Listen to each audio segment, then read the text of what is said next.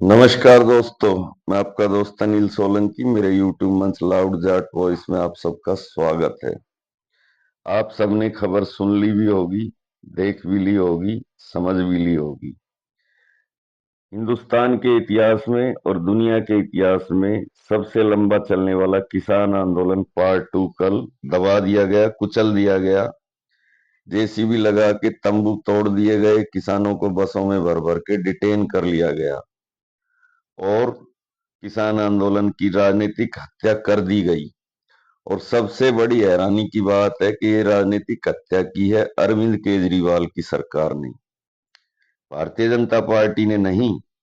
क्योंकि भारतीय जनता पार्टी तो खुल्लम खुल्ला किसान आंदोलन की खिलाफत करती है। वो उसकी ट्रोल आर्मी, उसके समर्थक और उसके अंधभक्त किसानों को देशद्रोही, खालिस्तानी बताते हैं। लेकिन ये सब किया है उस अरविंद केजरीवाल ने, जो किसानों का समर्थक माना जाता है, जिसने जब दिल्ली के बॉर्डर पे किसान आंदोलन चला था तो किसानों का साथ दिया था। जब केंद्र की सरकार ने किसानों की बिजली पानी काटी, किसानों के मोबाइल टॉयलेट हटवाई, तो इसी अरविंद केजरीवाल ने वहां पे जनरेटर भेजे, पानी के टैंकर भेजे, मोबाइल टॉयलेट भेजे और खुलकर समर्थन किया किसान आंदोलन का। आज वो अरविंद केजरीवाल अपनी पुलिस भेजकर किसानों को लाठियों से पिटवा रहा है।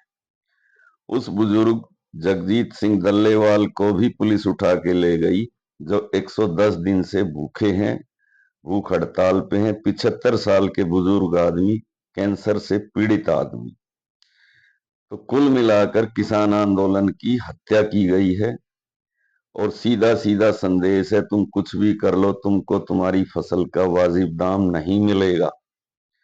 और कुछ लोगों के घर में तो दिवाली भी मन गई होगी, सोशल मीडिया पे खुशियां भी मनाएंगे कि देशद्रोही गद्दार खालिस्तानियों के साथ बिल्कुल ठीक किया अरविंद केजरीवाल ने। और वो अरविंद केजरीवाल, जिसको ट्रक भर भर के गालियां लोग कल तक दे रहे थे, अंधभक्त टाइप के लोग, आज वो उनका नायक भी बन जाएगा। अब देखना, अरविंद केजरीवाल से बड़ा देशभक्त इस दुनिया में, देश में कोई नहीं होगा। लेकिन मैं ये कहता हूं, अरविंद केजरीवाल ने किसान आंदोलन की हत्या नहीं की, बल्कि खुद भी आत्महत्या कर ली है। और वो कैसे, अभी मैं आपको समझा देता हूं। दिल्ली में चुनाव हार गया, 20 सीट आई, 22 सीट आई, अपनी सीट भी हार गया। सबसे ज्यादा दुख मुझे हुआ था अरविंद केजरीवाल के हारने का। लेकिन आज मुझे लगा कि मैं गलत था। अरविंद केजरीवाल डर गया। अरविंद केजरीवाल वॉरियर नहीं है, एक डरपोक है। मैं उसको एक वॉरियर मानता था। मैंने अपने लास्ट वीडियो में अरविंद केजरीवाल की तुलना दिल्ली के आखिरी हिंदू सम्राट हेमू से की थी। लेकिन आज मैं ये बात कह रहा हूं कि हेमू के पासन में भी अरविंद केजरीवाल नहीं है। उसको वो जो 6 महीने तिहाड़ जेल में उसने काटे, उस काली डरावनी भयावह रातों ने उसको डरा दिया। उसने अमित शाह से सेटिंग करी। अमित शाह ने शिवराज सिंह चौहान को भेजा बात करने के लिए। और जैसे ही चंडीगढ़ किसान नेता बात करने आए, पीछे से दमन चक्र चलाया गया, किसानों को पीटा गया, बसों में भर भर के जेलों में डाला गया। अरविंद केजरीवाल ने किसान आंदोलन की हत्या करके अपनी आजादी खरीदी। नहीं तो भारतीय जनता पार्टी ने अभी पूरी तैयारी कर ली थी अरविंद केजरीवाल और उसकी पूरी टीम को दोबारा तिहाड़ जेल में भेजने की। यही सच्चाई है। अब इसे कोई माने या कोई ना माने, सच यही है और कड़वा सच है कि अरविंद केजरीवाल की जो छवि जनता के बीच थी, वो छवि ध्वस्त हो चुकी है। 2011 और 12 का वो क्रांतिकारी अरविंद केजरीवाल, जो कि जनवरी के महीने में ठंड में मुख्यमंत्री होते ही सड़क पे सो गया था, वो अरविंद केजरीवाल जो कि खंबे पे चढ़ के बिजली के कनेक्शन जोड़ता था लोगों की, वो अरविंद केजरीवाल जिसने एक हेल्पलाइन नंबर दिया था, अगर कोई पुलिस वाला आपसे आके रिश्वत मांगे तो मुझे फोन करो, वो अरविंद केजरीवाल आज अमित शाह की ईडी और सीबीआई से डर गया और डर के उसने किसानों पे लठ चलवा दिए। बहुत ही हैरानी की बात है, कैसे इंसान यू टर्न लेता है। मुझे याद है 2013 में जब अरविंद केजरीवाल ने पहला चुनाव लड़ा दिल्ली की विधानसभा का, तो इसकी 28 सीट आई थी और भारतीय जनता पार्टी की 32 सीट आई थी और कांग्रेस की 8 सीट आई थी। तो अरविंद केजरीवाल के सामने दो ऑप्शन थे, भाजपा के साथ मिलकर सरकार बनाने का और कांग्रेस के साथ मिलकर सरकार बनाने का, क्योंकि सरकार बगैर मिले तो बन ही नहीं सकती थी। तब अरविंद केजरीवाल के सामने उसकी सहयोगी किरण बेदी ने एक ऑफर फेंका था और वो ऑफर ये था कि आप बीजेपी के साथ मिलकर सरकार बनाएं और डिप्टी सीएम बन जाएं बीजेपी की सरकार में। यानी जो कुछ हरियाणा में एक्सपेरिमेंट दुष्यंत चौटाला के साथ हुआ, वो एक्सपेरिमेंट दिल्ली में 2013 में अरविंद केजरीवाल के साथ करने की कोशिश भाजपा ने की थी। लेकिन अरविंद केजरीवाल ने ये ऑफर ठुकराया, बीजेपी के खिलाफ राजनीति की, बीजेपी की आंख में आंख डाल के बात की और बीजेपी के खिलाफ राजनीति करके दो दो बार बीजेपी को पटकी दी, दिल्ली के अंदर बुरी तरीके से हराया। और वो अरविंद केजरीवाल जो विधानसभा के अंदर खड़ा होके चौथी पास राजा की कहानी सुनाता था, जिस दिन उसने चौथी पास राजा की कहानी सुनाई विधानसभा के अंदर खड़ा होके, उस दिन ही उसकी गिरफ्तारी की पटकथा अमित शाह ने लिख दी थी और वो जेल में रहा 6 महीने, लेकिन फिर भी नहीं टूटा, फिर भी वो एक योद्धा रहा। जेल से आने के बाद भी उसने चुनाव लड़ा, चुनाव हारा।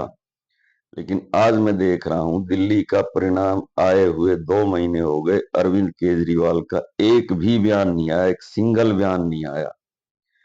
महिलाओं को होली पे सिलेंडर नहीं मिला जैसा कि वायदा किया गया था, महिलाओं को 2500 रुपए देने के वायदे से भी मुकर गई भाजपा, उसमें भी कंडीशन लगा दी। मोहल्ला क्लिनिक बंद किए जा रहे हैं, लेकिन केजरीवाल बिल में दुबका हुआ है, अपने घर में घुसा हुआ है, क्योंकि गिरफ्तारी की तलवार लटक रही है। ये तलवार तो पहले भी लटकी हुई थी, तब नहीं डरता था, क्योंकि तब तिहाड़ जेल की काल कोठरी नहीं देखी थी। अब देख ली, 6 महीने रह के आ गया, दोबारा जाने से डर गया। तो भाइयों, गिरगिट बहुत देखे थे जिंदगी में, लेकिन इंसानी रूपी गिरगिट पहली बार देखा मैंने। मैं अपने दिल की बात बता रहा हूं, कल तक भी मैं अरविंद केजरीवाल का फैन था। उसके नई दिल्ली सीट से चुनाव हारने पे सबसे ज्यादा दुख मुझे हुआ था। मुझे दुख इसलिए हुआ था कि अब विधानसभा में कोई बोलने वाला नेता नहीं बचा। अरविंद केजरीवाल जब बोलता है तो उसकी बात को दीवार भी सुनती है कान लगा के, मैं ऐसा मानता था। लेकिन कल जब मैंने आम आदमी पार्टी सरकार का एक्शन देखा, ये एक्शन अपने आप नहीं हुआ है, अपने आप होता तो 1 साल नहीं बैठ सकते थे वहां, ये सेटिंग से हुआ है।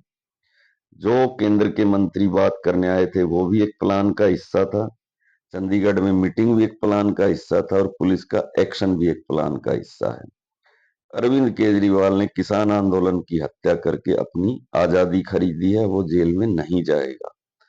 और किसानों को जब तक नरेंद्र मोदी है केंद्र में, कोई एमएसपी नहीं मिलेगा, कितने भी आंदोलन कर लो, मर जाओ, कोई तुम्हारी बात नहीं सुनेगा। क्योंकि आज दौर इस देश में दूसरी चीजों का है, किसान आज कोई प्रायोरिटी पे है ही नहीं।